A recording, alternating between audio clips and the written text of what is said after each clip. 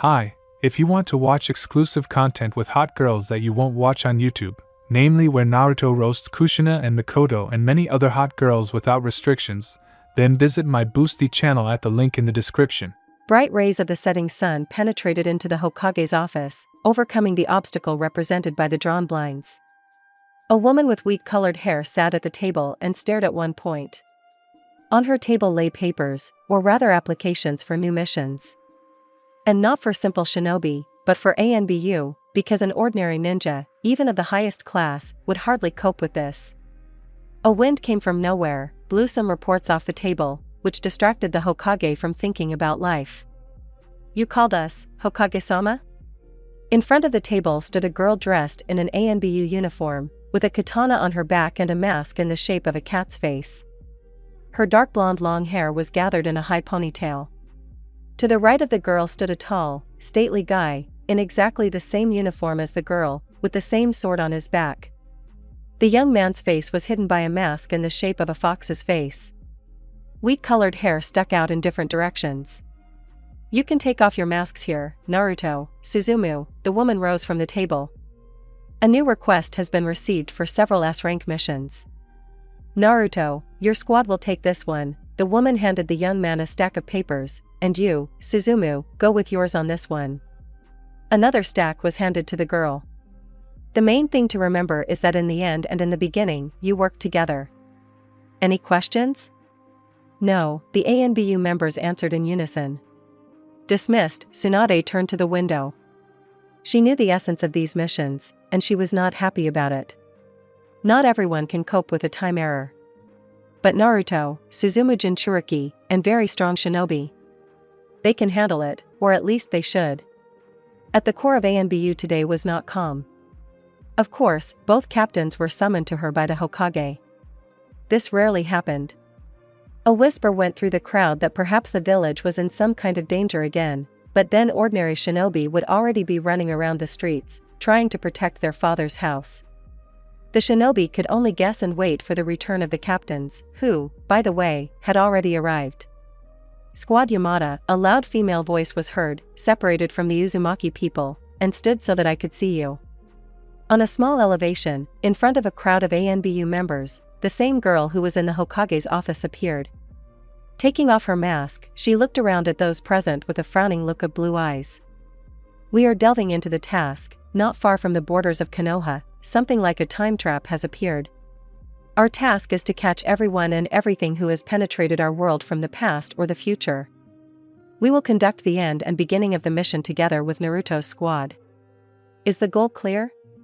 "Yes, Taicho." Someone from the crowd turned out to be the loudest. Yamada Taicho, what should we do?" Naruto's squad sincerely did not understand what was required of them. "And you and I must seal the portal that has formed. And, probably, find those who opened it." Naruto stood next to Suzumu, took off his mask and, looking around the crowd with an equally gloomy look, continued. "But our most important task is not to fall into this trap, otherwise it will be bad. Is everything clear to everyone? That's great. We'll leave in an hour." "Naruto," the brunette tugged the guy's hand, "are we doing as planned? Do you really want Sakura to come with us? Our medics are quite strong." "Suzumu-san, I don't want her to come with us because of this," the blonde looked at her sadly. "You see, I have a bad feeling." "Are you afraid that you won't have time to say goodbye? Are you afraid that she might be injured? She's just a shinobi." Yamada looked meaningfully at the guy. "If so, then go now and do everything you've planned. I think I'll follow your example too. Do you even know where he is?" Uzumaki grinned, putting on his mask.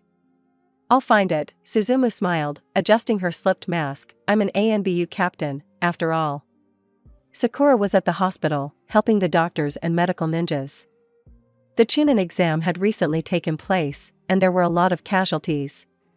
While bandaging another half-shinobi, the girl noticed a familiar head in the crowd of victims. "Naruto." She raised her hand and waved. "I'm here." "I know," came from behind the girl. "How are you? You're not on a mission? You have free time? And you didn't tell me?" The pink-haired girl put her hands on her hips and glared at the guy. Sakura-chan, I don't have any free time, Naruto began softly. I came to say goodbye. We were given a difficult mission, and you'll come back. Sakura hugged Naruto, making him shudder nervously. You'll definitely come back, Naruto. I'll try, the guy smiled, hugging the girl to himself. Kakashi was found on the training field. What he was doing there remained a mystery to Suzumu, because when she found him, he was reading as usual. I came to say goodbye, Kakashi-san. The girl froze in front of the copy ninja. After all, he still made her knees tremble. You'll come back, why say goodbye again? The man tore himself away from the pages of the book and looked at the girl strangely. But still, good luck to you. Thank you, Kakashi-san, Yamada smiled, although it was not visible because of the mask. How many times have I asked you to just call me Kakashi? Go already, Taicho, or you'll be late. After listening to Hataki's advice, the girl disappeared, because there was very little time left. So, Fox, are you ready? Suzumu straightened her white cloak and pulled the hood over her head. In the light of the deathly pale moon, she looked more than mesmerizing. And you, Kisa? The aforementioned Fox put on a mask and looked into the distance. Have you already agreed? Yes, Nibby agrees. The girl followed her partner's example and put on a mask. You know, I've only been a Jinchuriki for half a year, and Kat and I have already gotten along. Is that how it should be? Or is that not normal? You couldn't get along with Kyubi for so long, and here I am. Suzumu-san, Uzumaki turned his head towards the girl. You are a very talented kunoichi. Everything is fine. And now, I need to come to an agreement with Kyubi, otherwise it will be bad. Okay, I'll shut up. Yamada raised her hands and stepped aside, leaning against the wall of a nearby building. She had the same bad feeling as Naruto. These missions were difficult, few could handle them. Meanwhile, while the Blue Death was pondering life and the problems of existence, the Golden Fox of Konohagakure was immersed in his own world, trying to establish contact with his beast. Kurama, the boy called out to the nine-tailed beast quietly. Kurama, where are you? Uzumaki looked around. Nothing had changed in his inner world, well, almost nothing. There was no longer a seal on the cage. What do you want, Naruto? The fox's loud, slightly hoarse voice rang out. Show up. Tell me, what did you want? Kyubi appeared in front of the guy in all his glory, yawning demonstratively. We're going on a mission, so get ready and show up right away, please, otherwise things will be tough for us. The purpose of the mission? Kurama put his front paws forward and stretched. Close the time trap. Remember, a long time ago, we went on a mission to Rurin? It will probably be something like this. The guy shook off the dirt from his cloak, visible only to him. Did you say goodbye to Sakura? No, Naruto raised his head and looked into the fox's cunning eyes. I promised her I'd come back. Hey, Suzumu-senpai, Uzumaki shook the brown-haired girl by the shoulder, pulling her out of a slight slumber. Everything is ready. We can move out. What kind of senpai am I to you, Uzumaki? The girl adjusted her mask, which had slipped a little. Since everything is ready, then let's go. Yamada rose to her feet and looked around, hoping to see the man for whom she had actually stayed in ANBU at the gates of Konohagakure. But no, this time the girl was in for a disappointment. There was none. Uzumaki also looked back, but neither Sakura nor Granny Tsunade were there. Exhaling loudly, the guy pushed off and took off. Tree branches blocked the way, forcing the group of shinobi to move slowly and carefully so as not to make unnecessary noise. The cold moon illuminated the ninjas' path, drawing strange patterns from their shadows. The two ANBU captains ran ahead, leading a small army behind them. When they reached a huge old oak tree, the captains scattered in different directions. The rest of the shinobi, splitting into two groups, followed their captains. Uzumaki Taicho, next to the guy in the white cloak and mask with a fox face, his subordinate in a black cloak and mask depicting a wolf face appeared. We will be there soon, what are your orders? I'll tell you when we arrive, but for now, don't break formation. After the war with Madara, Naruto changed a lot, you could say he grew up. His views on life changed a little, and he began to take missions more seriously.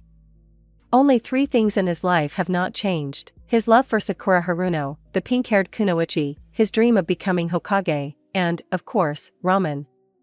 Yes, of course, becoming an ANBU captain at 16 is very cool, but still, Hokage is better. Uzumaki Taicho, the guy in the wolf mask, didn't want to lag behind Naruto. We have arrived. What are your instructions? Spread out across the area, the young man braked abruptly. Hokumo, follow me. The rest of you, don't let anyone near the portal. Well, Kurama, get ready, on your marks, get set, let's go. Hokumo, seal it. Uzumaki pulled out a katana from behind his back. There's not much time. We'll have to try.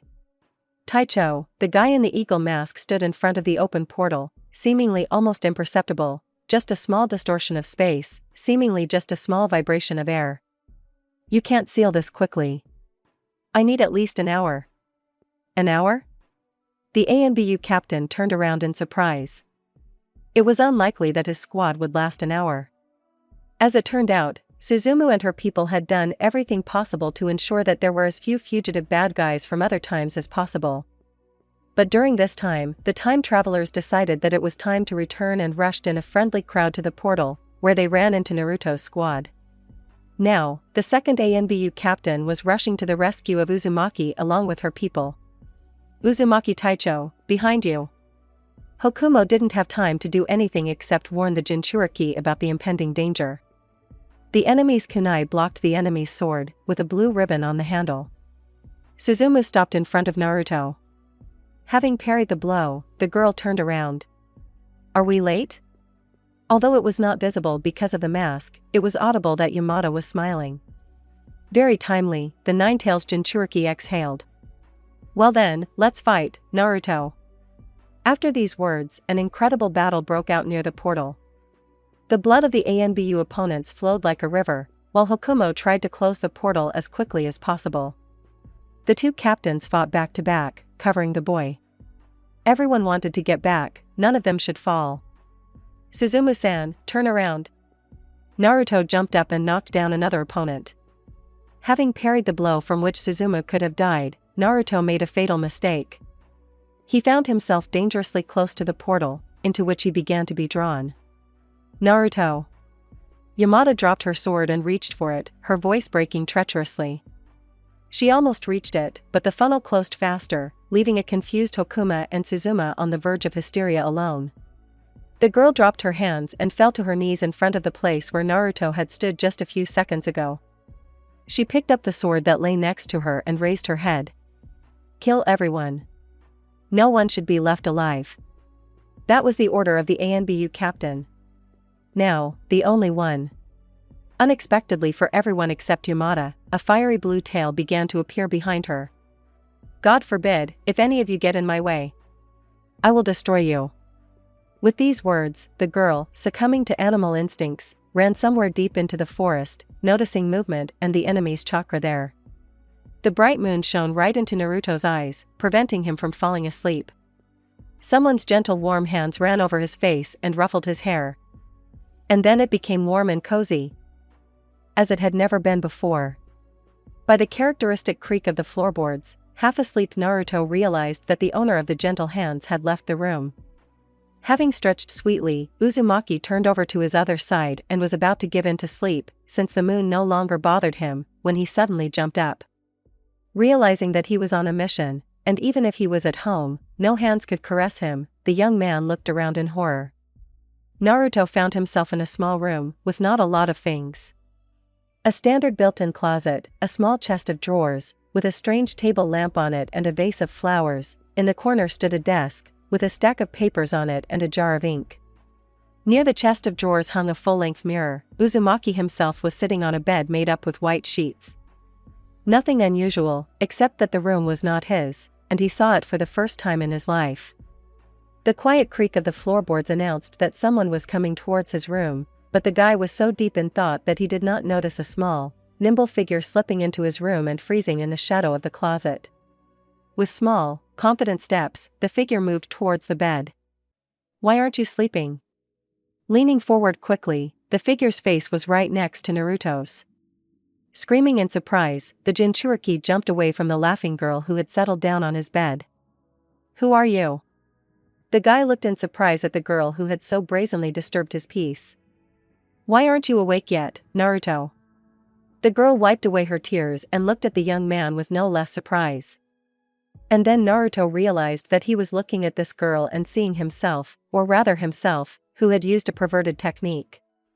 The person had bright blue eyes and long blonde hair, gathered into two high ponytails. It's me, Kin, the girl pouted her lips offendedly. Yeah, sorry, Kin, Naruto smiled, I really haven't woken up yet. I didn't recognize you. This happens to you often. The resentment was erased from the girl's face by a smile, sincere and somehow happy. I came to say good night. Good night. Struck by such a strange dialogue, Uzumaki didn't know what else to say. Well, I'm going, see you tomorrow. The girl jumped up and flew out of the room. As soon as the door closed behind Kin, Naruto jumped out of bed and began to frantically rush around the room. He couldn't concentrate on one thought. It seemed that the night had specially arranged everything so that he woke up in an unfamiliar room with some unknown girl, who looked like two peas in a pod like him. It was unthinkable. The boy froze abruptly in front of the mirror, horrified. A sleepy 13-year-old boy with yellow, tousled hair was staring at him in surprise from the reflection. Your mother, he cursed. The boy in the mirror repeated his movement. Kurama, we're in trouble. We're in a new past. The new becomes old, then the years will fly by and the old will be replaced by the new, so it was, so it will always be. Rudaki. Godame Hokage time. Konohagakure. Morning. The silence of the morning Konoha was both astonishing and frightening. Tired and angry members of the ANBU walked along the still empty streets. The leader of this procession was none other than the captain of this unit, Suzumu Yamada, the Jinchuriki of Matatabi. The girl's once white cloak was torn and smeared with dried blood. The mask, depicting the face of a cat, was cracked and crumbled in some places, revealing the grief-stricken, empty eyes of the captain. Having brought the people to the Hokage's residence and silently giving the signal, the girl dismissed the troops, giving them the opportunity to rest.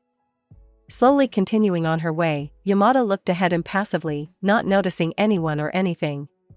Having climbed up to the floor she needed rather quickly, Suzumu suddenly stopped, or rather, someone pulled her hand, forcing her to stop.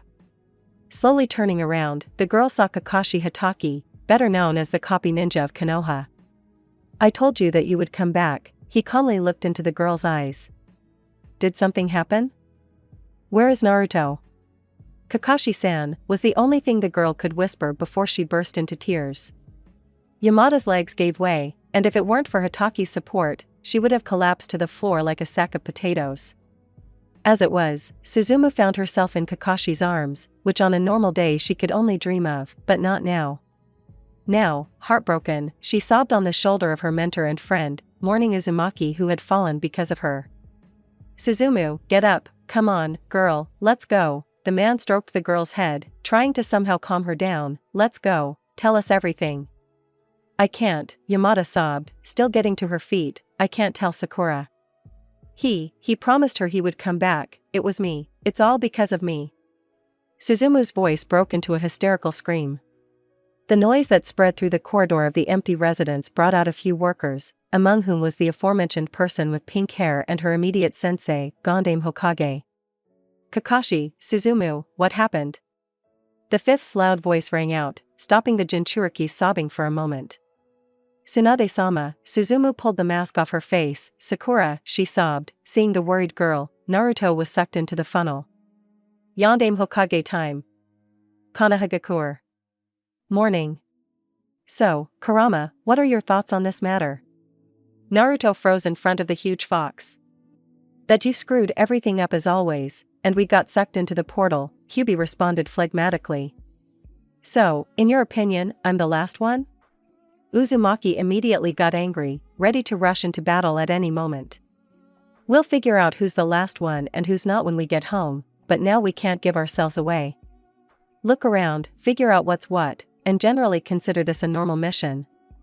The main thing is to remember, there are two of us and we are strong.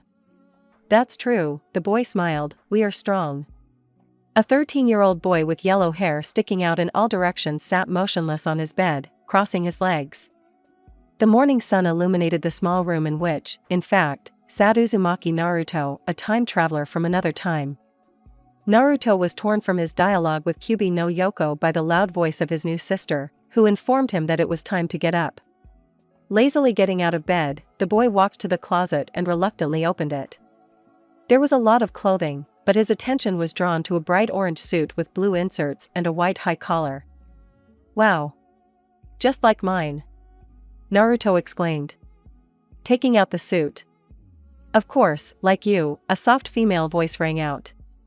Turning around, Uzumaki saw a woman standing in the doorway. Bright red long hair covered her lower back and buttocks. "Mom?" The boy whispered quietly and took a couple of steps towards the woman, but Kyuubi froze abruptly and didn't let him go any further, making it clear that he would give them away, or be considered a fool. "Of course I am," the woman smiled. "Go down, father and kin are already downstairs." Having quickly dressed, the boy ran down the stairs, not believing his luck mom and dad were alive. And indeed, at the small dining table sat none other than the Yondaime Hokage himself. The fourth was reading a newspaper, sipping coffee at the same time. Nearby, gnawing on a cookie, sat Kin. Even the girl's costume was the same as Naruto's, only a female version, shorts instead of breeches, and a tank top instead of a t-shirt. "Mom, which team would be better to get into?" Kin looked up from eating her breakfast, and waving her hand at Naruto, looking at Kushina. "You finish your studies first," Bloody Habanero grinned. "Naruto, why are you frozen? You'll be late for the academy." "Did you hear, Kurama? That means I'm about 12 or 13 years old. That's something. Let's continue, Naruto." Having quickly finished the food offered by their mother and exchanged a few phrases with their father, the twins ran out into the street, running as fast as they could to the academy. As it turned out, not only the heirs of the Uzumaki clan were late, but also a couple of people, such as Haruno Sakura and Yamanaka Ino. Having greeted Kin and Naruto in a friendly manner, the girls slipped inside, delaying the guys. "Faster, Naruto," the girl urged her brother, "otherwise Iruka-sensei will scold you." The boys flew into the classroom right in front of the sensei's nose. Having sat down at one of the last desks, the heirs of the Namikaze clan fell silent. The Shojis went their separate ways, and Iruka-sensei entered the classroom. The boys greeted each other, and only Naruto, carried away by the thought that the boys in his time remained the same and had not changed at all, remained silent. Also, the Jinchuriki did not hear the roll call that Iruka was conducting, and only his sister's sharp elbow helped the boy return to reality. "Namikaze Kin and Namikaze Naruto." "Hee." The girl shouted loudly and smiled radiantly. When the teacher went further down the list, Kin frowned and looked strangely at her brother. "Naruto, what's wrong with you today?" She whispered angrily. "You're kind of weird. You didn't recognize me, you're thoughtful, that's not like you." "Kin, can I trust you?" The boy looked at his twin with a depressed expression. "PFF, what kind of questions?" The girl pouted, offended. "Just like last night, of course you can." What happened? Curiosity got the better of her offense, and the girl prepared to listen with interest. "Today after school, preferably at night, we need to meet, outside the house, so that mom and dad don't find out. I have a couple of questions for you." "What, did you fall?" The fox raged, rushing around the cage. "Are you seriously deciding to tell our secret to this girl? You've known for 3 hours at most." "Blockhead." The Ninetales' paw stuck out between the bars and swung at Naruto. As it approached the guy, the Kyuubi's paw became smaller and smaller until it reached the size proportional to the Jinchuriki. Having hit Uzumaki on the forehead, Kurama snorted with satisfaction and retreated into the depths of the cage. "Oi, ta. The time traveler rubbed the bruised spot and looked angrily at Biju. "She's my sister, I thought I could tell her everything." "Idiot," Kyuubi rolled his eyes, "you saw her for the second time in your life and you're already going to tell her all your secrets? Since you've already called her, think about what you want to ask her while you still have time." Naruto, Kin whispered angrily, shaking her brother, who she thought was asleep. "Wake up already." The girl finally couldn't stand it, pushing the boy hard. "I'm not sleeping, Kin," Naruto shouted, already fed up with his sister's constant pestering. "Can't I think anymore?" No, sorry, the girl blinked rapidly, and then, shaking her head, flew out of the classroom. What are you shouting about, Naruto? The girl with long pink hair looked at her classmate in surprise. Apologized to Kin immediately. Sorry, Sakura-chan, but this is between Kin and me. Having said this, Naruto ran out of the classroom.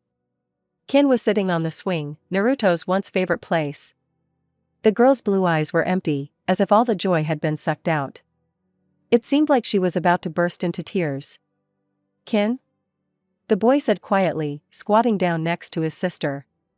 Kin, forgive me.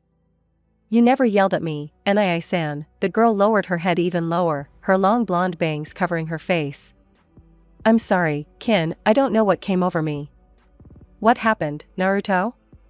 Someone's sarcastic voice was heard. Your little sister is crying, did someone dare to hurt her? Wild laughter was heard after these words. What do you want? The Jinchuriki instantly became furious, rising to his feet and shielding Kin with his body. Namikaze, have you lost your fear? The main one of the guys who bullied the heirs of the fourth Hokage stepped forward. There was an agreement. Whatever agreement there was before, it won't happen now. Naruto growled. Get out. What? The bald-headed man drawled. Hachiro-san, did you hear what he said? Yes, the leader drawled, and now he's going to pay for it. But before Hachiro could take a couple of steps towards Naruto and Kin, a powerful blow to the stomach knocked him off his feet. The next kick went to the bald-headed guy. The rest of the GOP company didn't interfere. So, is there an agreement? Naruto looked angrily at the carcass lying at his feet. If you come near Kin again, I'll kill you, got it? Mumbling something unintelligible, Hachiro and his company ran in different directions, no matter where, as long as they were away from the offspring of the Yondaime Hokage. Well, Kin, am I forgiven? Naruto smiled brightly and looked at his quiet sister. Impressive, a familiar female voice rang out. How long have you been fighting like this? Naruto turned around and froze with his eyes wide open. Suzumu Yamada stood before him, though a little different than in his time. The future Jinchuriki's hair was shorter, and she looked younger. Over her usual light blue short dress, she wore a black vest, the same length as the dress itself. A protector with the Konoha emblem was tied to her belt. Suzumu-san? Naruto smiled, did I impress you? Maybe a little, the girl smiled. She rarely smiles now, Naruto thought sadly, letting his acquaintance pass, except maybe in the presence of Kakashi-sensei. Why are you crying, Kin? Look, your brother protected you. You should be proud of that. She crouched down in front of Kin and wiped her tears. Yes, I'm proud, but he's not my brother, the girl laughed, this Naruto is too different. That's good, Suzumu looked at the girl in surprise, that means Naruto has grown up. Kami-sama, the girl threw up her hands, let's quickly run to class, otherwise Irika-sensei will scold us. After listening to the advice of an experienced shinobi, the boys ran to the classroom just in time. Irika came in right after them. Naruto, Kin called as soon as they were seated. Where did you learn to fight like that? That's why I'm calling you today. I want you to be able to stand up for yourself too. Then I can't wait for the evening, the girl squealed enthusiastically and, shining like a copper basin, began to listen to the sensei, while Naruto was immersed in his thoughts. I got out of it, Kurama. I remember all my techniques and tricks, I just need to practice and remember. Maybe I'll teach Kin something too. Excellent, the fox answered dispassionately, not even looking at his Jinchuriki. We didn't fall asleep before time. Kurama, Naruto became extremely serious. About the summoning technique. I didn't make a contract with the toads here. I can do this, but toads can't open passages to other times. Fool, it's unlikely that some summoned animals can open portals. You met Susumu Yamada. Ask her, she's a member of ANBU, even though she's not a captain. Or Kakashi, you'll meet him soon. According to my calculations, you'll soon find yourself in your own team. Oh, by the way, I haven't seen Sasuke. And then an idea came into the crazy head of the Hokage's son, listen, maybe I can stop Sasuke from leaving the village here? Fool, the fox hit Naruto, reducing his paw again. We can't change the course of history, even though this is a parallel world. Sorry, Naruto, but if Sasuke leaves, you shouldn't stop him.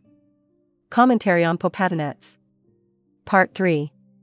Reflections. The author thought for a long time and decided. I am very inattentive, and I often write incorrectly. In general, I see that among those who read this FIC, there are many literate people. I ask for help, standing on my knees. If you wish, please write in the comments. Regarding the chapter itself. As you have noticed, I am not a master at writing long chapters. And if I combine 2 chapters, it will not look very nice, so I write it like this. If there are shortcomings, and they definitely are, correct them. And write everything you think. It is very important for me to know your opinion. th02.deviantart.net/fs70/PRE/f/2017/0/9/road_to_t-maya-d5dj111.jpg Yamada that time, if anyone is interested. == The Hitman. Part 4. Curiosity is not a vice. == The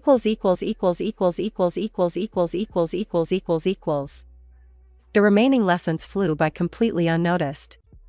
Anticipating the upcoming communication with mom and dad, Naruto did not listen to the monotonous speeches of the sensei at all, only occasionally glancing at him. Namikaze already knew all the techniques that Iruka taught them, and he had already gone through them more than once. Now he was interested in something more important and powerful, namely, how he could remember all his techniques without attracting attention to himself. Hey, Kurama, Naruto looked up at the fox, do you think I can learn my father's techniques?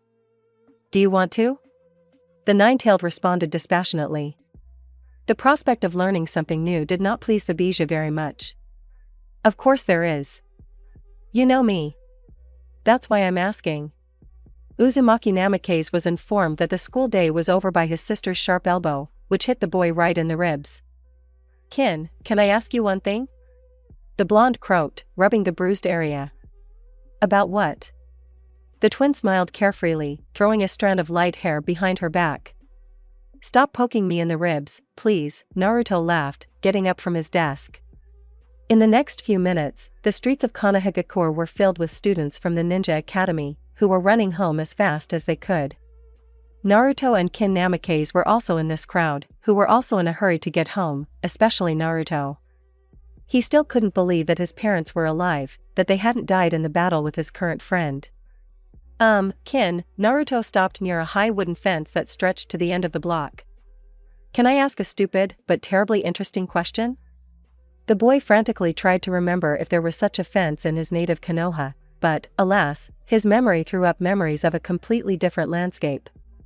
There was no fence in the Konohagakure where Naruto came from, as far as he could remember. Go ahead, the sister graciously allowed. What does this fence enclose? What is it fencing off? Kin looked at her brother in amazement, but realizing that he was not joking, she only exhaled loudly. Behind this fence is the Uchiha estate, Naruto. Have you forgotten? You noticed, I'm not myself today, the boy smiled with effort, and shouting something joyfully, quickly walked towards the house. Only not his parents, but his own, dear one. Moron, Naruto said inside. The fox grinned and continued what he was doing, namely, brazenly interrupting Naruto's sleep. Naruto, Kin remained standing. Of course, I understand everything, but the house is on the other side. Ahahaha, Uzumaki Namikaze laughed loudly and artificially as usual. I was testing you. Idiot, the girl whispered and trudged after her fleeing brother. Mom, we're here. Kin announced to her household with a loud cry. Wash your hands and have dinner, quickly. Kushina's equally loud cry was heard. Following his sister, Naruto did not immediately notice the yellow-haired man sitting at the table and reading a book. The Yondaime Hokage, in turn, watched his son and smiled. While the children were not around, Minato looked at his wife and still dared to ask the question that had been bothering him for the whole day. Darling, don't you think Naruto has changed somehow? I don't think so, the woman smiled mysteriously. Her husband couldn't see her face, so she didn't have to worry about Naruto's secret being revealed. "Hi, Mom, Dad." Kin flew into the room like a golden whirlwind and plopped down on a chair. "What are we having for dinner?" "As usual," smiled Kushina, habitually kissing her daughter on the top of her head. "Naruto, don't mess around there. Quickly, to the table." "Why yes, Mom, I'm on my way." The blonde stood at the threshold of the kitchen, not daring to enter. Excitement filled the boy's heart. Finally, exhaling, he entered the small, bright room. "Hi, Dad." Uzumaki Namikaze sat down on the chair opposite his father. "Hello, son," the Hokage smiled. "How are things at the academy?" "Oh, yeah, I'm the same as usual, Dad." The boy hesitated. Saying Mom and Dad was unusual for him, and he wanted to enjoy this moment. "Don't listen to him, Dad." Kin joined the conversation. "Naruto drove away Hachiro and his guys today. He stood up for me, can you imagine? He hit Hachiro like this." The girl tried to imitate Naruto's hit while sitting on a chair, and the second one like this, and then ooh. As a result, Naruto and Minato burst into laughter. Kin is lying on the floor, and Kushina, trying to keep her cool, tries to help her daughter get up. "Be careful, honey," said the fourth, wiping away his tears. "Are you hurt?" "No, Dad, everything's great." Kin smiled as if nothing had happened. "Naruto, did you really stand up for your sister?" Now the Hokage's intense blue eyes were fixed on his eldest son. "Well, yes, that happened." The boy looked down. "Well done." The Hokage's heavy palm fell on Naruto's head. "This is exactly what you should expect from the future Hokage." "Thanks, Dad." The blonde smiled. His father's praise was like balm for the boy's soul. "Mom, what do you say?" Naruto smiled at his father and turned towards Kushina. "And I will say that, despite the fact that you are a great guy, you need to be more careful. Hachiro is older and stronger than you. But I am still very proud of you." Bloody Habanero kissed her son on the cheek and placed the main dish on the table, sitting down next to her husband. "Enjoy your meal, everyone." Dinner flew by. During the evening meal, the Yondaime Hokage continued to ask the children about their affairs at the academy, worried that one of them might fail the final exam. But Kin, thank God for her big mouth, painted everything in the most beautiful colors for her father and mother. She knew that both she and her older brother would pass the exams. But what surprised the girl that evening was, perhaps, that both her father and mother were interested in her brother's school affairs for the first time. Her parents had long ago forgotten about him, devoting their attention only to her and placing their hopes only on her, Kin. And then, her father even said that Naruto would become the future Hokage. It was strange, but at the same time it scared the girl. Not forgetting about the training Naruto had promised her that night, the girl wandered into the room, deciding at all costs to ask her brother about what had happened to him. Something had changed her brother overnight, and Kin Namikaze would not be Kin Namikaze without knowing what it was. Stop. Start of training, or it seems we have a problem. Part 1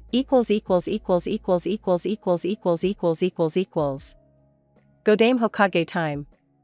Konohagakure. Evening. Exhausted Suzumu slowly trudged along the already empty street of her native village, which hated her so fiercely. Rarely did children run past the girl, laughing mischievously. For now, they don't know what kind of monster they were running past. Who they greeted cheerfully and who they considered their idol, just like Naruto Uzumaki, who disappeared last night. A noise nearby distracted the girl from thinking about how to get Naruto back home as quickly as possible. The fifth said to wait for her order, but Jinchuriki Matatabi did not want to wait. She knew that at least 4 people would follow her. But there was one problem. No one knew what time Uzumaki was in now. This was what worried the girl the most. Yamada stopped and listened. The plaintive squeak of a cat and the loud hum of children frightened the girl. She knew what was happening. Breaking away from her place, the Jinchuriki ran towards the clearly audible sadistic children's laughter. She was already having trouble controlling herself. Everything had suddenly come at her. Naruto's disappearance, the monster children torturing the poor animal, and the alien, barely perceptible chakra. Suzumu barely remembered what she had done. She remembered that she had chased away the boys who were throwing stones at a small, defenseless kitten. She remembered how one of them had shouted something insulting at her. She remembered that she had taken the kitten home, and then, darkness. Everything was swimming before her eyes, but she stood there, holding tightly onto someone's hand. Realizing what she might have done, the girl suddenly opened her eyes and looked at her hands, afraid to see someone else's blood on them. No, thank God, they were clean. She looked up. In front of her stood her friend and mentor, Hatake Kakashi, who was trying to shout something at her. What happened? The girl said slowly, as if in slow motion. I found someone. I need you to come with me. Sakura, Sai, and Sasuke are already there. What's going on with you anyway? Yes, okay, said Suzumu, frowning. But can we go to my house first? I need to treat the kitten. A kitten? Hatake looked at her in surprise. Yes, I found him. Yamada had already come to her senses and was rushing towards the house. He's dying, Kakashi. Okay. Just quickly. Yandame Hokage time. Kanahagakure. Evening. It was quiet in the Namake's household. Even though it was still early in the morning, Kin and Naruto wanted to go to bed early, citing that they were tired from the academy. Locking himself in the room, Naruto sat in the center, crossing his legs and freezing. Kurama, what about sage mode? Uzumaki Namake's looked questioningly at his friend. Have you forgotten? What the hell kind of sage are you? You don't have a contract with the toads, muttered the fox, who was already being brazenly woken up for the 4th time that day. Exo, the guy spat angrily and thought. Then what should I do? I won't be able to create a clone so that mom and dad won't notice the substitution. Somehow I used to create without a regime, but now you can't. Come on. Naruto. Just try. Obeying the kitsune, the boy opened his eyes wide. Shadow clone technique, the boy exclaimed, making a seal. An exact copy of him appeared next to him, let out a loud yelp, and sat down on the floor with all his might. It worked. The Jinchuriki yelled, looking at the shadow clone. Quiet, you blockhead, the fox growled, once again surprised by his Jinchuriki. So, Naruto began the briefing, I'm going with Kin, and you stay here. Go to bed. Try not to talk to mom or dad. Got it? I'm not stupid, the clone snorted resentfully. Okay, sorry. That's it, I'm off. Good luck. Having climbed out the window, the boy quietly walked along the ledge to the next room and knocked softly on the window. Literally a couple of minutes later, the window opened, and Kin stuck her head out, tying an elastic band on her second whitish tail. Already? The girl raised an eyebrow in surprise. What, is it already 8:30? Yes, the boy smiled and extended his hand to his sister. I'm so worried, the girl exhaled, leaning on her twin's arm and climbing out of the house. And you? Are you worried? No, maybe just a little bit. Naruto, the girl slowed down and pointed forward in fear. It seems we have problems. Stop. Start of training or it seems we have a problem. Part 2.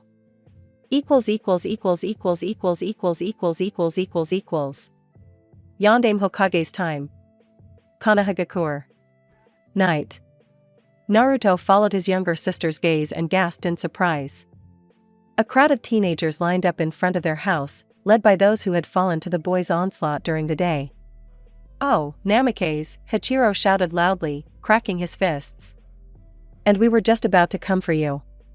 Well, shall we see who's stronger? Kurama? Yes, I heard. No problem, Fatso, the boy chuckled, gesturing for his panicked sister to keep quiet. Jumping off the ledge, the blonde found himself in front of a group of thugs who had been so offended by his behavior during the day that they had even gone to his house. Well, get started, Hachiro, yeah? You called me fat? The guy roared and, giving the command to his guys, rushed at Naruto. Smiling widely, Uzumaki Namake's jumped up and kicked the teenager with all his might. Hachiro let out a quiet yelp and fell to the ground, never reaching his target. Kin squealed quietly somewhere behind her, either from surprise or from fear. Now, everyone, shut up and calm down this minute. Someone, whose voice was very similar to his father, grabbed Naruto by the elbow and, yanking him back, pulled him away from the red as a lobster Hachiro. Hokage-sama? The fat man stammered, taking a few steps back. Sorry, Hokage-sama, the boy bowed from the waist. We won't do it again. Of course you won't do that again. Minato spoke calmly, but in this false calm there was a hidden threat. I don't think you'll finish the academy. You must admit, it was very reckless to come to the Hokage's house and attack his son. I turned a blind eye to your antics before, only because Naruto asked me not to interfere. Now you won't get away with it so easily. And now, go away. The man looked menacingly at the trembling boys. Dad, why did you come? I would have sorted it out myself. Naruto struggled to break free from his father's tenacious hand. They wouldn't have come again. Kin, couldn't you have stopped him? Kin, get down from there. Namikaze Sr. ignored his son and quickly entered the house. After waiting for his sister to come down from the ledge, Naruto grabbed her hand and, narrowing his eyes angrily, led her into the house. Would you really drive them away? The girl turned around fearfully. No, they would have stayed here until the morning, the guy snorted, letting his sister go ahead. What was that? Kushina stood in the middle of the kitchen, menacingly placing her hands on her hips. Not only did you go somewhere at night, but also these, oh, I can't even find the words. The woman threw up her hands, and the hair on her head moved uncomfortably. Okay, you, Kin, but you, Naruto, where did you go? Kushina exhaled, probably deciding to leave all the showdown for the morning, and turned around. Now march to your rooms, both of you, and you are grounded. Until the end of the year. But, Mom, Kin leaned forward, but was stopped in time by her brother. No buts, Kin. This is not up for discussion. With these words the woman left, leaving the twins alone. To hell with it, Naruto hissed, I'll never get home. Hey, Naruto, don't be sad, Kurama encouraged the boy, climbing out of the inner cage. Let's go to bed, Kin said quietly, consider that we got off easy. As soon as Naruto stepped over the threshold of the room, all the fatigue that had accumulated during the day fell on him like an unbearable burden. And he also realized that his father had saved him from being revealed. If the Yondaime Hokage had not arrived in time, the time traveler would have revealed his power to Kin and those guys. But perhaps the most offensive discovery of the day was that his parents didn't believe in him. Those words from his mother, that look from his father when Kin said that he had beaten Hachiro. And he thought that in this universe everything would be different. Kurama, are you awake? Naruto found himself in front of the cage again. I'll fall asleep with you, the fox muttered, coming out of the shadows. What do you want? Promise me that you will help me prove to everyone here that Naruto Uzumaki can do a lot. The boy clenched his hands into fists. Looking at the Jinchuriki in surprise, Kyubi chuckled approvingly and, putting his right paw forward, nodded. Coming. Godame Hokage's time. Konohagakure. Night. Kakashi and Suzuma ran through the empty streets of Konoha, weaving between the rare and rather drunk passers-by. The pair ran out of the village unnoticed and headed towards the forest. The girl, carrying a small meowing kitten in her arms, found the path terribly familiar, which she shared with the copy ninja. Exactly, Hatake smiled through his mask, this is the way to the portal where Naruto disappeared. We'll be there soon. Team 7 is already there. And indeed, literally a few minutes later, Kakashi and Suzumu, with a kitten in their arms, found themselves in that same clearing in the middle of the forest where the portal had been closed the night before.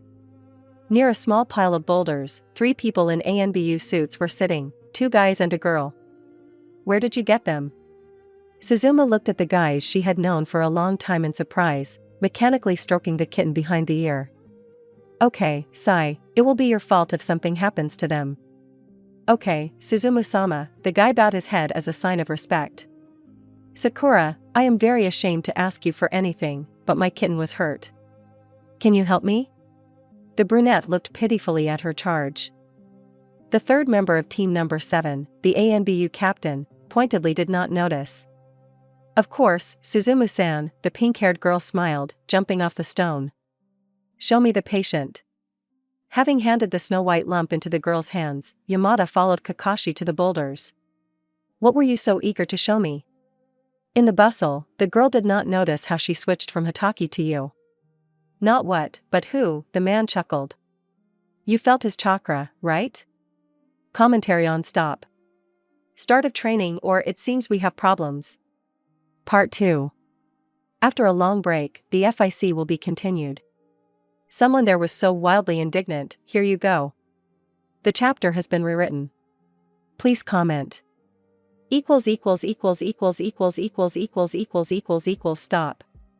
Naruto is going crazy. Part 1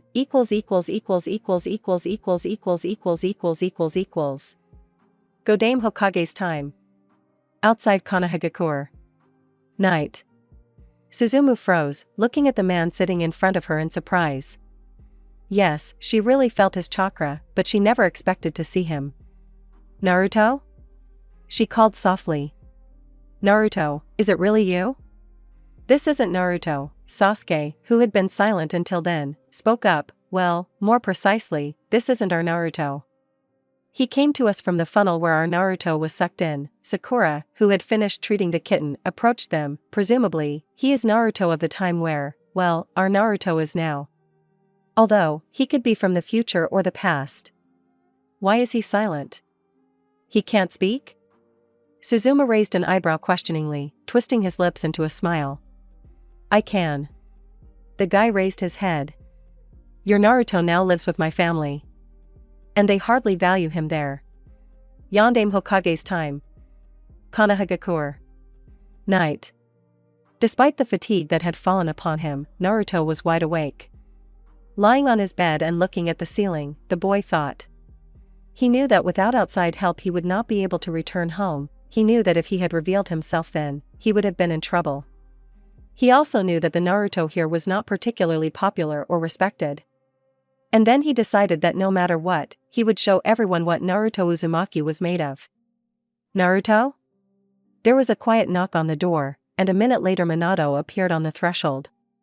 It's good that you're not sleeping. The fourth walked into the room and sat on the edge of the bed. Mom and I discovered something here. Can you help us figure it out?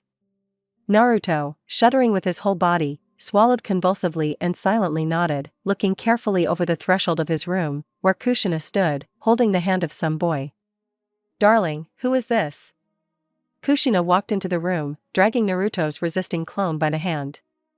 I'm in trouble, flashed through the mind of the time traveler. Idiot, Kyubi responded, sighing heavily. Well, you see, the boy looked down at the floor, well, Your shadow clone, right? Minato crossed his arms. Since when do you know that technique? Since when do you treat your son like that? Naruto looked at his father sullenly. I try to become stronger, better, I teach techniques, I protect my sister, and instead of simply praising me, you just look at me in surprise, as if I were hopeless. The Hokage looked at his son in surprise. What, is it hard to believe? The boy smiled bitterly, how great that you, besides me, also have kin. Wow, she has the power to become the next Hokage. But I'm tired of watching all this. I have a dream too. And whether you believe in me or not, I will still achieve it at any cost. Having formed the seal, Naruto removed the clone and, having walked around his silent mother, left the room, heading towards the kitchen. He's right, Minato. As soon as her son's steps died down on the first floor, Kushina walked to the bed and sat down opposite her husband. We put everything on kin, completely forgetting that Naruto is also our son. We need to react differently. God, we are just terrible parents. The woman lowered her head, covering her face with her hands. It's not too late to fix everything. Minato moved closer to his wife and hugged her shoulders. Damn, now, he was more confident than ever in his next steps. Go Dame Hokage's time. Outside Konohagakure. Night. So, Suzumu looked thoughtfully at the other Naruto. Are you some kind of loser from a parallel world? You can't say that, Suzumu. Kakashi shook his head. One way or another, he's Naruto, and a human being, first and foremost. Let's speak more softly. Yes, I apologize. The girl lowered her head. In any case, you need to be taken to the Hokage. she will decide what to do with him. In complete silence, the small company, as Sasuke dubbed it, reached the village. We'll go to Tsunade in the morning, Kakashi put his hands in his pockets. But someone will have to stay with Naruto. I'll stay, Sakura handed the kitten to Suzumu. Mom and Dad will be happy to have Naruto. They don't need to know the rest. It's decided, nodded Hatake. Tomorrow, at 9 in the morning at the residence. Good night everyone. With these words the man left. Stop. Naruto is going crazy. Part 2. Go Dame Hokage's time. Hokage's residence. Morning. Kakashi arrived at the residence at 9, everything was correct, as agreed. The morning sun was already mercilessly blazing, and the man, sighing heavily, hid under the awning of the nearest store, hoping that the bright daytime star would not reach him there. The villagers lazily crawled out into the street, slowly opening their shops and stores. The owner of the store, under whose awning Hatake stood, also soon arrived, and the copy ninja had to leave, because the man had no desire to start a quarrel so early in the morning. Good morning, Kakashi-san. Sasuke was always punctual, but today he was late, sorry for being late. It's okay, Sasuke, the man sighed heavily, if we're lucky, we'll get together by 10. Or earlier. Suzumu, squinting in the sun, approached them. Good morning to you, sorry, I overslept. The kitten didn't let me sleep for half the night, he kept screaming and demanding something. I hope he's still alive, Kakashi chuckled sadly. Let's go wait for them in the hall. No need, they're almost here. Sasuke squinted and looked somewhere behind Kakashi's back. Sorry, Sakura smiled guiltily, I'm the one who kept everyone waiting. What did your parents say, Sakura? Yamada smiled sweetly. Did Naruto often stay overnight at your place? No, but they didn't find out. The girl smiled slyly. And where is Sai? He was given a mission, and unfortunately he can't come. Suzumu bowed her head, causing her long blonde hair to fall on her shoulders. I completely forgot to tell you. Please forgive me, she smiled guiltily, then clapped her hands, turned sharply and walked towards the Hokage's residence. And she still says something about seriousness, snorted Kakashi, heading after her friend. Why are you standing there? Let's go.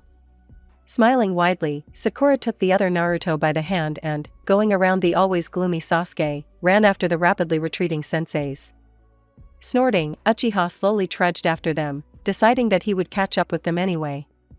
When the last representative of the Lost Clan finally caught up with his comrades, they had already managed to reach the Fifth's office and were now animatedly discussing something. The ringleader was, of course, the restless Yamada, who still could not calm down over the loss of Naruto. Seeing Sasuke slowly walking, she only snorted and, spinning on her heels, loudly knocked on the oak door. For a moment there was complete silence in the corridor. After the treasured come in, it seemed that everyone present exhaled. Pushing the door, Suzumu entered the office, and behind her the rest of the company, carefully hiding the other Naruto. Hokage-sama, Suzumu bowed, we apologize for disturbing you at such an early hour, but we have a very important matter. Oh my god, Suzumu, Tsunade winced, what's the point of all these pleasantries? Tell me quickly what happened, I have a lot of work to do. Or a lot of unfinished sake. Sakura looked reproachfully at the Hokage, you should at least air it out, Hokage-sama.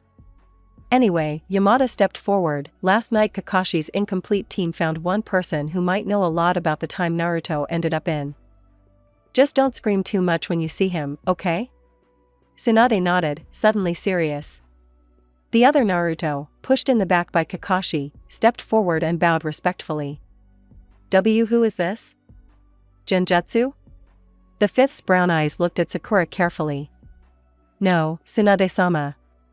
It's Naruto, only from that time. Well, if that's really the case, then let him tell me if he knows how to change them back. Yondaime Hokage time. Morning. Ninja Academy. Naruto decided to go to school alone. He felt terribly ashamed in front of his sister. He promised her training, but he himself had so shamefully screwed up. Kurama was right, he was a fool, a real fool. Naruto. A clear girl's voice called out to the boy, causing him to shudder with his whole body, and Kyubi, who had been dozing peacefully before, let out such a stream of choice Japanese swear words that Haiden himself would have been envious. As Sakura-chan? Uzumaki Namikaze looked at the girl approaching him in surprise. Running up to her friend, Sakura exhaled heavily. I saw you and decided that we could walk to the academy together. By the way, where is Kin? Well, I just decided to come early. The boy habitually threw his hands behind his head and smiled broadly. Sakura, after a moment's hesitation, burst into laughter. This is so unusual, the girl smiled, we never went to the academy together before. And you know, soon they will distribute us into teams. I would like to get into the same team with Sasuke-kun, and you could be there, she smiled again. For some reason, it seems to me that this will happen. Naruto looked thoughtfully into the distance. If this happens, then we will have the best team. Why if? Kurama yawned, you know that everything should be the same here. I don't think so, this is a different world, and to be honest, I'm not a Jinchuriki here, and you're sealed in my mother. The Uchihas are also alive, by the way. Everything is different here, and the teams may be different, Naruto looked at the fox sullenly. And I know who would like to be on the same team with you, Sakura suddenly said, looking mysteriously at her friend. Hinata has been pining for you for a long time, she laughed. You see, it's constant here. I'm the loser here, the guy snorted in response, finally leaving his subconscious. You're not very lucky there either, Kurama shouted at the end, settling down more comfortably again. By the way, have you learned all the techniques? Sakura stretched, warming up. Iruka will test our abilities in the first lesson, the girl snorted at these words. Yes, I think I can surprise you all, Naruto smiled, to which Sakura looked at him in surprise. Why he was so sure of that, Sakura definitely didn't understand. She knew that Naruto tried to live up to the title of the Hokage's son, but it never worked out very well. And now, it was as if something had changed in him, as if he had started doing everything not for someone else, but for himself. And she liked that, definitely.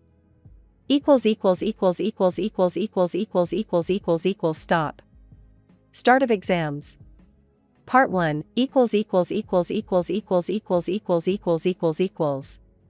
A week and a half had passed since Naruto appeared in the new past. Everything seemed to be fine, he had a good family, and even made friends, but the newcomer still lacked something. Something still pushed him away from his parents, forcing him to go to his room every day right after dinner, tightly closing the door behind him. He rarely spoke to his father, exchanging a few work phrases over food, and he generally avoided his mother.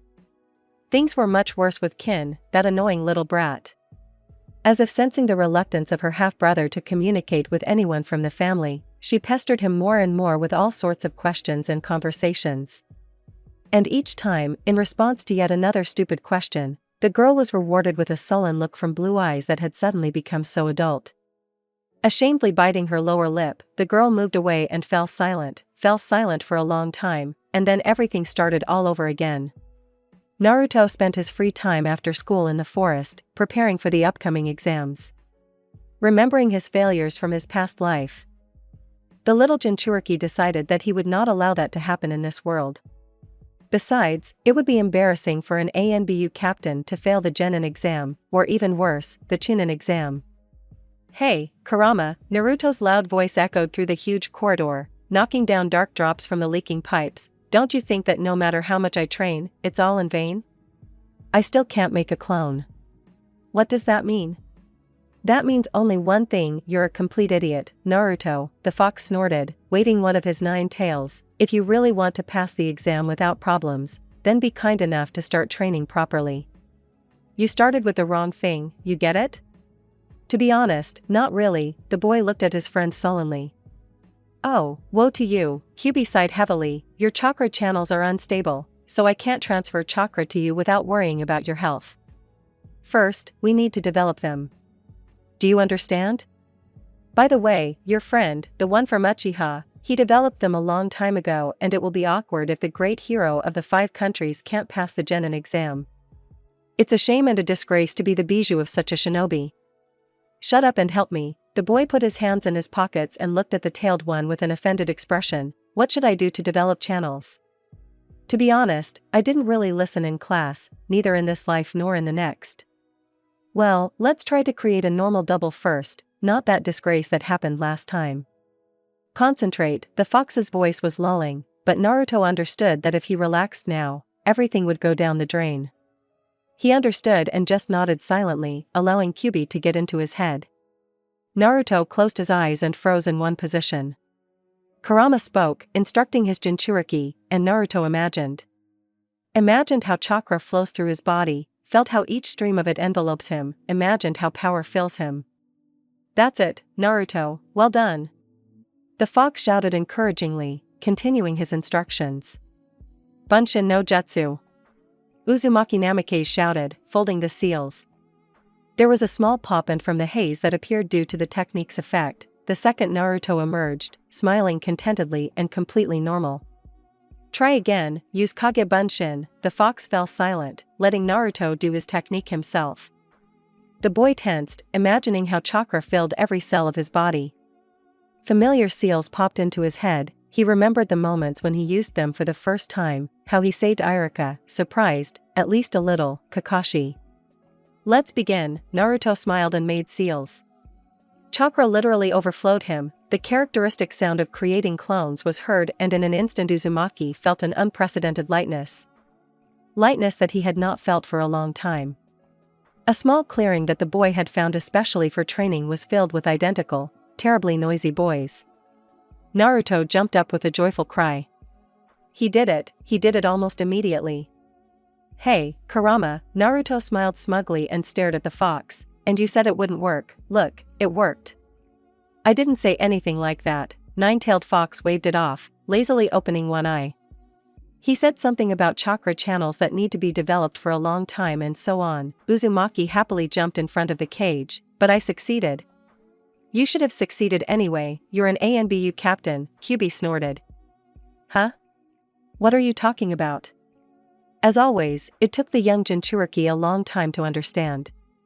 The fact that your chakra channels were developed and ready for use, you yourself set barriers, more psychological than physical. The fox yawned. "If you train, you can even do Rasengan." "Not right away, of course, but it should work." "So I can." Naruto immediately became serious. "And if I find Jiraiya right after being assigned to teams? Maybe then I'll become a better ninja than there without any problems?" "We'll see." The fox sighed, once again surprised by such a sharp change in the mood of his Jinchuriki. "Now practice something that doesn't require so much chakra. We shouldn't attract attention." Nodding, Naruto came out of the subconscious and, having made seals, removed the amused clones.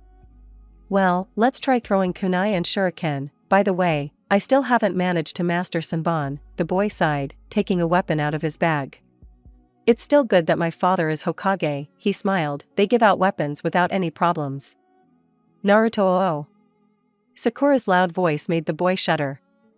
For several mornings in a row, she had been scaring him with her loud greetings. Sakura had also been training, it was evident from her exhausted body, but despite this, she was sincerely happy to meet her classmate every time. "Sakura-chan," Naruto smiled. Yesterday's training had left its mark, his body ached terribly and he wanted to sleep terribly. And his mother had pounced on him in the morning with questions about where he had been all evening and why he had come home so late. He had to lie that he had spent the whole evening with Shikamaru, to which he had received a condescending look from the woman. "Today is the exam, are you ready?" Sakura was almost jumping up and down with excitement. "I'm terribly worried, what if I fail or something?" "Sakura-chan, calm down," Naruto laughed, "you'll pass everything with flying colors." "Oh, I hope you too," she smiled. "Where's Keen? Did you have a fight?" "What are you saying, Sakura?" Suddenly a yellow hurricane swooped down on the friends. "It's just that Naruto is independent." The girl burst into laughter, for which she received a poke in the ribs. It seemed that Sakura didn't notice anything, and simply laughed along with her friend, although the look in the Yondaime Hokage's daughter's eyes said one thing: Naruto wouldn't get rid of her so easily anymore. Stop. Start of exams. Part 2.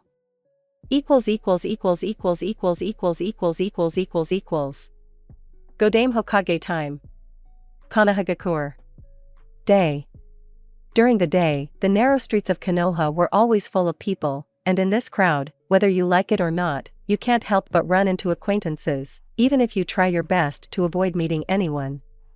Suzumu Yamada, her long hair pulled back into a ponytail, walked leisurely past the shop windows. Today was one of the few days that Suzumu could dedicate to herself. Today was a day off. Suzumu stopped after passing a bookstore, where the Ika books were still on display. Next to the bookstore was a wedding store, where a new collection of snow-white dresses and traditional wedding kimonos had just recently arrived. Lately, Suzumu had been overcome by a manic idea to get married, but the only contender for the role of her husband could not understand this.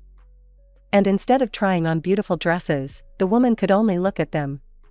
"What are we sighing about?" A familiar voice sounded right next to my ear. What?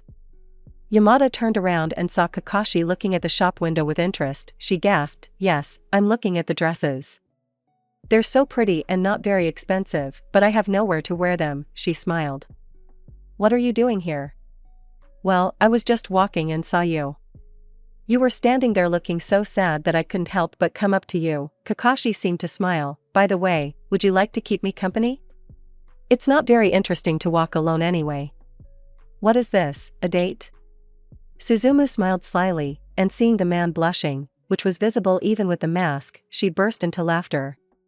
"Just think, one of the most popular men in the village and a lover of Jiraiya books is blushing because I said that word. No, just think about it." Yamada rolled her eyes, already stomping next to Kakashi. "Well, it's no less strange to see one of the village's eligible brides sadly gazing at wedding dresses," Hataki retorted, having calmed down, "and this isn't a date." "Too bad," sighed Suzumu, but then smiled. "By the way, it seems that Naruto has settled in here quite well." "But I didn't protect our Naruto." The smile immediately disappeared from the Jinchuriki's face. "And about an enviable bride, that's clearly not about me. Few people in the village know me." Speaking of Naruto, Kakashi continued to reason, ignoring the remark about an enviable bride. "Tsunade-sama said that perhaps she could create a small crack that would allow us to contact our Naruto. But we'll need the help of ANBU." "My help?" the woman asked again, raising an eyebrow in surprise. "What help can I provide? I don't know how to create any temporary seals." You don't know how?" Kakashi smiled. "Really? Remember that technique and think again whether you can or not. Remember the chakra of that portal. Yondaime Hokage time. Kanahagakur. Day. You don't want to tell me anything?" Keen hissed, sitting down next to his brother. "Where have you been all this time? Mom is going crazy at home, and Dad is ready to rage and throw. And all because of you. I can't have secrets from you?" Naruto hissed. "Please, Kin, mind your own business." The third trio. Namake's Naruto, Haruno Sakura, and Uchiha Sasuke. Iruka said loudly and clearly, looking expectantly at the class, "Go to the board." Naruto exhaled loudly and squeezed between his sister and the desk, going out into the passage between the rows, where his future, as Naruto realized, teammates were already making their way. "Your task," Iruka continued in the meantime, "is like the other groups, to create a shadow clone. Better, of course, not just one, but at least a couple. Don't overdo it, Naruto," the fox spoke up, "under no circumstances use Kagebunshin. If you don't hold back, then at best we'll just be killed." Naruto wasn't a fool. Sure, using his favorite technique was a big temptation, but he really couldn't give himself away. Besides, he knew that no one here knew his abilities, and, in general, he didn't have much hope. "Well, Kurama, shall we show them all?" Naruto whispered, grinning slightly. Sasuke was calm, his clan was alive, which meant that Itachi trained him and, in fact, he shouldn't worry, a genius is a genius everywhere. But Sakura was too pale. At some point, Uzumaki Namake's was afraid that his friend would faint, but everything worked out and she was the first to fold the seals. There were 2 clones and they were quite normal, to which Iruka nodded with satisfaction and Sakura, smiling happily, went behind the guys. Sasuke also created a couple of good clones and also received an affirmative nod from Iruka, like, "Well done, you passed everything." When it was Naruto's turn, the teacher's face suddenly changed, and laughter spread throughout the class. The son of the 4th Hokage was neither loved nor respected, and the teachers had long ago abandoned him, turning a blind eye to the boy's studies. Uzumaki smiled bitterly and decided at all costs that he would certainly change Naruto's opinion about this, while his friends in his world trained his double well enough. Bunshin no Jutsu. Naruto made seals and 3 absolutely identical clones appeared in front of Iruka and the whole suddenly silent class. The teacher nodded in surprise, letting the children go to their seats. "Hey, Naruto," Sasuke called to him, "good job. Glad there won't be any weaklings on our team," he smiled, sitting down in his seat. Naruto smiled back, rising to his surprised sister. Commentary on Stop. Start of Exams. Part 2. Hello. Sorry that the chapter is short and practically meaningless, but damn, I haven't written anything about Naruto for almost 2 years and haven't posted a sequel.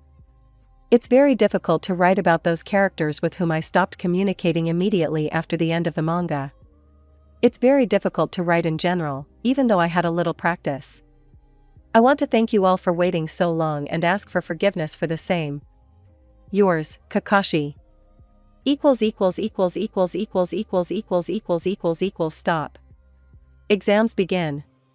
Kakashi and Suzumu's story. Part 1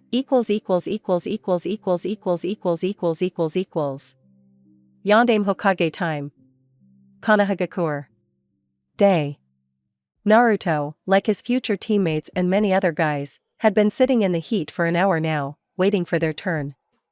The sun was mercilessly beating down, and Iruka-sensei still couldn't get the other class to quickly clear the school's training grounds. "Kami-sama, Sakura drawled, literally leaning on Naruto, "why is it so hot?" Naruto didn't answer, he just nodded weakly and tried not to faint. In that world, they weren't held like that during the exam. There were far fewer of them than in this episode. And that meant one thing, the battle for the title of genin would be much tougher. The boy groaned and leaned back, crashing his back into the back of the small bench on which the boys had settled down. Sakura, as if glued to Uzumaki Namikaze, fell back with him, and Sasuke, who was sitting on Naruto's right hand, only grumbled discontentedly, trying to take his place in the shade again so that the nasty sun would not touch him in any way. "Naruto, Sakura spoke up again, how did you make 3 clones? You used to have a hard time making even one." "Company secret, Sakura-chan," the boy muttered lazily, feeling his t-shirt stick to the bench, "what does it matter?" "Isn't that all?" Sasuke responded, "I'm interested too." "And your sister will jump out of her pants now, trying to hear what we're talking about. But if you want to hide it from her, then it's better to tell her some other time." "Thank you for understanding, Sasuke," Naruto smiled sadly, "if we don't end up here, I'll definitely tell you." "First pair," Iruka finally announced. "Cheiji, Shikamaru, you go ahead, Ino, stand with the guys and wait until I call." Naruto studied his friends idly. How strange, he thought, that no one is afraid of me here. I have parents and a sister, I have friends, but I don't feel happy. I don't feel anything that could compare to that life. My best friend here is not a mad avenger, he is not trying to compete with anyone, he is not burdened with feelings of hatred. This Naruto does not want to become Hokage, but I do. And I hope that while he is there, Kakashi-sensei and Sakura-chan will make him like me. Godame Hokage time. Konohagakure. Day. And what will my task be? Suzumu asked once again, finishing her 3rd cup of green tea. No need to rush, Kakashi sat opposite the woman, resting his cheek on his hand. Come home, sit, think, remember what kind of chakra the portal has, maybe you'll come to what element or who made it. You've already come to this, haven't you? Yamada called the waitress over and asked for a bottle of sake and 2 cups. I wasn't planning on drinking today, Kakashi chuckled. You don't have to drink, she shrugged and began to stare at the table in front of her. An awkward silence followed, which no one dared to break. Suzumu kept thinking about what she had missed that night, but what Kakashi had noticed while in the village. However, her thoughts were becoming more and more confused and she could not put them into order. With a heavy sigh, the woman turned to the window, carefully peering into the noisy streets of Konoha. So, what were you saying about dresses? Kakashi finally spoke, looking closely at Suzumu. Well, you see, she muttered, there are dresses, but no husband. They fell silent again, Suzumu was still looking out the window, and Kakashi was lost in his own thoughts. You know, Yamada finally couldn't stand it, turning sharply to the man. Have you ever wondered why I'm telling you all this? Are we friends? Hataki raised his eyebrows in surprise. Suzuma took a deep breath, as if she was about to tell Kakashi everything she thought, but then, as if suddenly changing her mind, she fell silent, turning to the approaching waitress. They brought the sake, she stated and, without waiting for the girl to place the order on the table, grabbed the bottle and, uncorking it, poured herself a full cup. Having drained it in one gulp, she smiled at the dumbfounded girl and poured herself another. Kakashi watched in silence as Suzuma rapidly became drunk. He had seen this happen to his comrades many times, but the women he knew always drank very little or not at all, trying to please him. Suzuma had never drunk before. Not with him, not with anyone else. Not at all. Suzumu, he called when the tipsy woman suddenly became too relaxed. Hey, that's enough. Let's just pay and go. You know what? Suzuma looked straight at Kakashi. I don't want to be a burden, I don't want to be an ANBU. I don't want to be a shinobi. She blinked and Kakashi could have sworn he saw tears glistening in the corners of her eyes. I just want to be a woman. She closed her eyes and sighed heavily. Kakashi was silent. Silent for so long that Suzuma managed to drink another quarter of the bottle, silently swallowing her tears. Suzumu, the man finally spoke, you are one of my strongest friends and one of the strongest shinobi in the village. And everyone makes mistakes. You have never been a burden. Suzumu Yamada looked at him with big, tear-filled blue eyes and didn't say a word. She blinked, bit her lip and looked away. She sat in silence for a minute, and then took a small wallet out of her shinobi bag, called the waitress, asked for the bill and fell silent again, trying not to look at Kakashi. By that time it was already dark outside, and rumbles of thunder could be heard in the distance. I need to get home before it rains, she finally said. I don't like getting wet. You won't make it, Kakashi shook his head, you live on the other side of the village, and the clouds are very close. And what do you suggest? The woman asked, giving the girl who approached her the required amount. Wait out the rain at my place, Hataki shrugged, I live nearby. I know, Suzumu snorted, getting to her feet and heading towards the exit. The air outside was thin. Kakashi walked silently next to his friend, thinking about her words. Just being a woman. That's what she said. And he understood her. She was already 30, and still had no family, only the beckoning cats that filled her apartment during the most lonely and sad moments of her life. Often he saw himself in her, just as lonely, living in a cramped little apartment. And so he couldn't say anything back to her. Kakashi's apartment was indeed small and cramped. A bedroom, a kitchen, and a combined bathroom. Nothing extra, nothing that would remind him that he had a family, a typical bachelor's den. Everything was clean, there was no trash, the dishes were washed, and there was nothing on the shelves except books and photos of his teams. Do you still miss him? Suzumu asked, looking at the photo of his team. A grinning Minato, a happy Ren, a cheerful Obito, and himself, gloomy and always serious. It happens, the man nodded, taking off his protector and pulling off his vest. I still think that if I had gone with him initially, everything would have been different. Nothing would have changed, whispered Suzumu, what is predetermined will happen sooner or later. You're optimistic, he chuckled in response and went into the kitchen. Do you want anything? Water, the woman muttered, looking at the photographs. Here was Kakashi with his father, and here with Team 7. She sighed. She couldn't get that fateful night when Naruto was sucked into the funnel out of her head. Sobbing, Suzuma sank onto the corner of the bed and cried silently, wiping her tears with her hand. Here's water. Kakashi walked into the room, in the midst of her hysteria, froze for a second, and then silently sat down next to her and hugged her shoulders, comforting the one who had comforted him all his life. He felt that she hugged him back, but she was not going to calm down.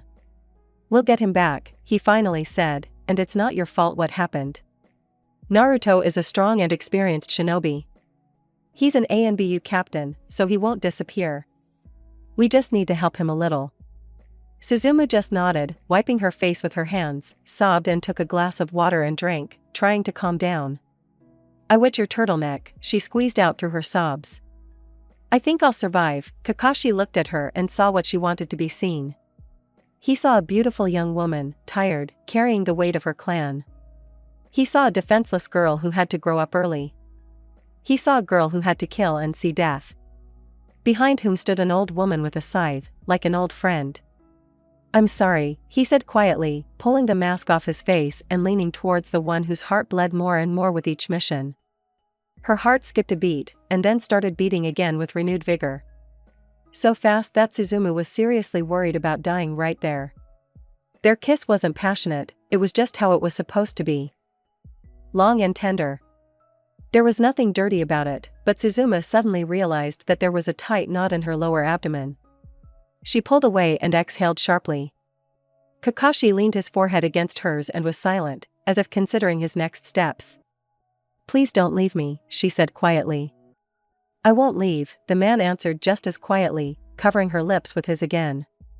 Yondaime Hokage time. Konohagakure. Evening. Suzumu Yamada walked slowly through the village, looking at the sky, which was painted a bright orange. There was no sign of rain, which Suzumu was glad about. The warm summer wind ruffled the girl's short hair. My heart skipped a beat right outside Kakashi Hitaki's house, and then darkness fell. Godaime Hokage time. Konohagakure. Evening. Suzumu had already forgotten the last time she had been with a man. But her body responded to Kakashi's touch and that made her happy. Outside the window, thunder roared, the wind howled, and the rain lashed the glass, but they were hotter than ever. Each touch of the man caused a whole herd of goosebumps, and her heart began to beat faster. Suzumu tried not to breathe, to remember every sensation. She tried to immerse herself in these feelings completely, to forever imprint in her memory the taste of his lips, the warmth of his hands. Where did you get this scar? He asked quietly, touching the soft, recently healed skin under her left breast with his fingertips. It's better for you not to know, Suzumu whispered, closing her eyes. I'll ask again tomorrow, Kakashi replied, touching the scar again. Now I have a lot more questions.